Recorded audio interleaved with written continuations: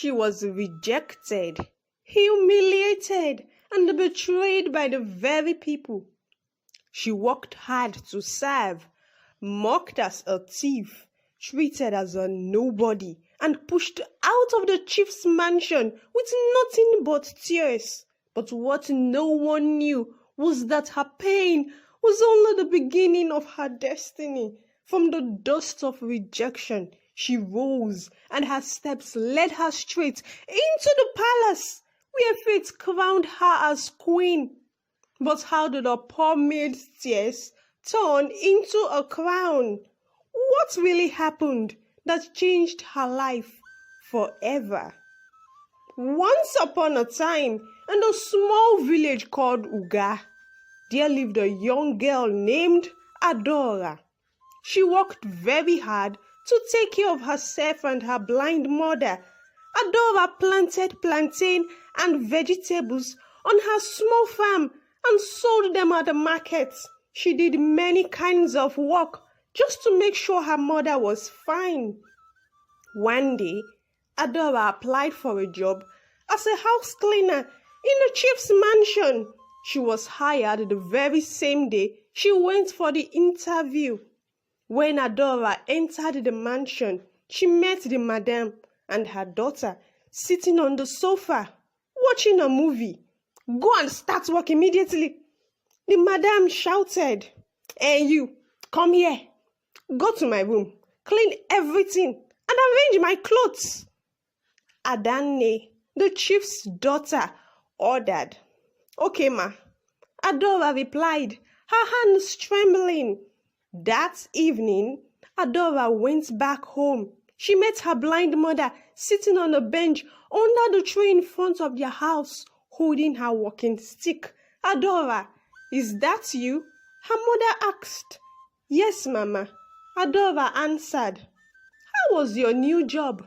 I hope it is not too stressful," her mother asked with concern. Adora forced a smile. "No, Mama, it's not stressful," she said, though her face was sad. "My child, if the job is too hard, please don't go again. Let us keep managing the little we have," her mother advised. Adora shook her head softly. "No, Mama, the work is fine." The next day, Adora went back to the chief's mansion to do her daily work. She began her cleaning from Adanne's room. As Adora was dusting the tables, her eyes fell on a shiny, expensive laptop. She paused for a moment, staring in admiration. "Wow," she whispered to herself with excitement. "I wish I could own a beautiful laptop like this one day." Just then, Adanne walked into the room. She saw Adora holding the laptop, and her face immediately changed. "Why are you touching my laptop? Do you want to steal it, you dirty maid?"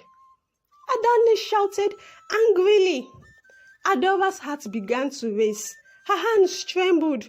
No, ma, it is not like that," she stammered. "I wasn't trying to steal it." Before Adora could explain further, Madame stormed into the room. "What is happening here?" she demanded. "Mommy," Adanne cried out, "I caught Adora trying to steal my laptop." Without asking any questions, Madame landed a heavy slap across Adora's face. "Thief!" she shouted. Adora burst into tears. "No, ma, I wasn't trying to steal it. I was only admiring it," she sobbed. Madame pointed her finger at her. "Next time you try this, I will sack you." "Mom, sack her now," Adanne insisted. "She's a thief." But Adora quietly left the room, holding back her tears. Months later, news spread across the village. The prince had returned home for vacation. Inside the chief's mansion, Adanne and her mother were already making preparations. "My daughter," Madame said with pride, "the prince will surely love you. You are beautiful, you are rich, and you come from a great family. You are the perfect match for him. Adane smiled, adjusting her gown in the mirror. Yes, mother, the prince will fall in love with me. He will surely want to marry me. Meanwhile, in the royal palace, the young prince sat in the garden with his loyal guard. My friend, the prince said with a mischievous smile, I want you to dress like a prince and attend the chief's daughter. I will dress as your guard. The guard's eyes widened. But why, my prince? The prince laughed softly. Do not worry. I want to see with my own eyes the true character of the chief's daughter. This is the only way to know who she really is. The guard nodded slowly. Though still unsure, the plan was set in motion. In the quiet village of Uga, Adora sat beside her blind mother in front of their small mud house. Adora, her mother said softly, please make sure you save money. I want you to go back to school. Adora smiled weakly. Okay, Mama, I will. At the chief's mansion, Madame and her proud daughter, Adane, relaxed in the sitting room. Adora! Adora! Madame shouted. The young maid rushed in, wiping her hands on her wrapper. Can't you hear me calling you? Anyway, listen. Escort my beautiful daughter to the palace to see the prince. Whatever she says, you must obey her. Yes, ma. Adora replied quietly, nodding her head. That evening, Adane stormed into the living room, fuming. Mom, you won't believe what happened at the palace. That dirty maid. Adora, the prince kept staring at her instead of me. You must sack her. Madame hugged her daughter gently. Sorry, my baby. It won't happen again. Then she screamed, Adora, come here. When Adora entered, Madame didn't let her speak. You don't need to explain. From today, you are no longer needed here. Get out of my house. Adora dropped to her knees, tears streaming. Please, ma, I didn't do anything. I need this job. Please don't do this to me. Shut up and leave. Madame backed. With a heavy heart, Adora left the mansion, crying bitterly. She arrived home, her eyes swollen from tears. Her blind mother, waiting outside with her walking stick, heard her sobbing. Adora, is that you? What happened? Why are you crying? Mama, they stopped me from walking. The prince was looking at me, and Adane noticed. That was why she chased me away. Ah, sorry, my daughter. Did they at least pay you for 2 weeks' work? No, Mama. What? Her mother shouted angrily. They must pay you. Let's go. No, Mama. It's already late. Adora begged. But her mother shook her head stubbornly. No, my daughter. That is cheating. Let's go now. She picked up her walking stick and held Adora's hand. At that moment, inside the chief's mansion, the real prince had arrived for dinner with the family. Adane's eyes widened in shock. But you are the guard I saw at the palace, she stammered. The prince smiled. Yes, I disguised myself as a guard to test your character. You insulted me, shouted at me, and even poured water on me. Now I know who you truly are. Adane froze, ashamed, unable to say a word. Dinner continued awkwardly, with Chief and his wife trying to cover their shame. Meanwhile, at the mansion gate, Adora and her mother knocked furiously. Come out and pay my daughter. She worked for you 2 weeks. You cannot cheat my child. Adora's mother shouted. The gateman pushed them away harshly. Leave this place, beggars. Defeated, mother and daughter walked back into the night. Don't worry, my daughter, her mother whispered sadly. God will fight for us. As they walked home, a black jeep pulled up behind them. The prince stepped out. "Good evening, Mama," he greeted warmly. "Where are you going at this hour? Please, let me take you home." Adora hesitated. "No, my prince, don't bother. Please," he said softly with a smile. "Enter the car." They agreed, and he drove them home. At their small house, the prince asked, "Why are you out so late?" Adora's mother explained everything. The prince sighed deeply. Pity in his eyes, he went back to his jeep, pulled out some money and gave it to Adora. "Take this to replace the money they owe you." Adora shook her head. "No, my prince, I can't accept it." But the prince gently forced the money into her hands. The next day, he returned, sitting in the small kitchen with Adora. They laughed, shared stories of life, pain and hope. Something pure and strong was growing between them. Back at the mansion, Adane fumed. "Mom, it seems the prince does not like me. He hasn't spoken to me or asked me on a date. I think he has found someone else." Her mother waved her hand proudly.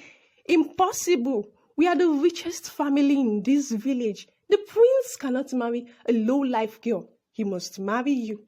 But soon, their gateman returned with shocking news. "Madam, I saw the prince with Adora." "What?" Madam shouted. "That dirty maid?" Adane screamed. "She is the one," the gateman confirmed. "That daughter of a nobody." Madam hissed. "We must deal with her." The next morning, while Adora was watching clothes in front of their house, a black jeep stopped. Two men stepped out and dragged her away. Moments later, her blind mother returned home, calling desperately, "Adora, Adora, where are you?" Soon after, the prince arrived too. "Mama, where is Adora?" he asked urgently. "She is gone," her mother cried. "Her clothes are here. Something bad must have happened." "Don't worry, Mama," the prince assured her. "We will find her."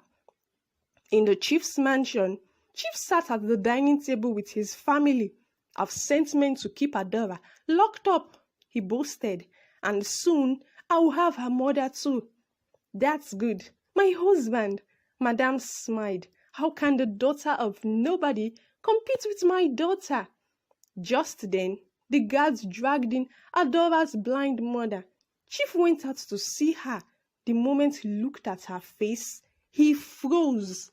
"Elizabeth," he gasped. The blind woman raised her head. "Who is calling my name? Who are you?" "It is me, Samuel," Chief stammered. "Your ex-husband." "What?" she screamed. You kidnapped my daughter." Chief staggered back, shaking. "No, Elizabeth, I kidnapped my own daughter." Adora was released immediately. The truth came out that night in the mansion. Chief was Adora's real father years ago. He had abandoned Elizabeth because of his wealth and married another woman, Adane's mother.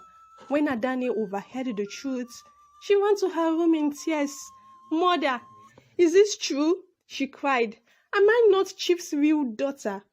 Her mother trembled. "Yes, you are not his child. So who is my father?" Adane demanded. "Your father was a poor man. I left him because he had nothing." Adane's world collapsed around her. The following day, Chief paid for Elizabeth's eye surgery. For the first time in years, she could see clearly. The first face she saw after many years of darkness was her daughter's. She wiped tears of joy as she touched Adora's cheeks with trembling hands. "My child, I can finally see you again," Elizabeth whispered. Adora hugged her tightly, her own tears flowing. "Mama, this is the happiest day of my life." Chief, filled with guilt and regret, bowed before Elizabeth and Adora. "Please, forgive me for abandoning you. I thought wealth was everything. But today, I know family is greater than riches.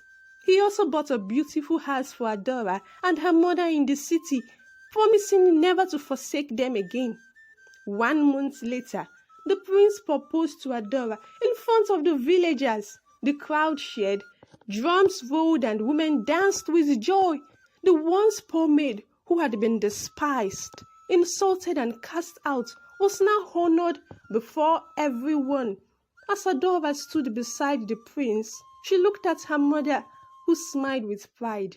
"Mama," she said softly, "God has truly turned our tears into joy." And so, Adora's story became a lesson to the whole village. Never despise the lowly, for the stone which the builders rejected can one day become the cornerstone. The poor maid who was once despised became the queen of Uga. Did this story touch your heart? Don't just watch and go. Help us spread this message of hope. Like this video. Drop a comment. What part touched you the most? Subscribe and turn on the bell. I will drop another wonderful story in few days. Share this with someone who needs to know their better days are still coming. Your support keeps us going. Thank you for being part of this journey. God bless you.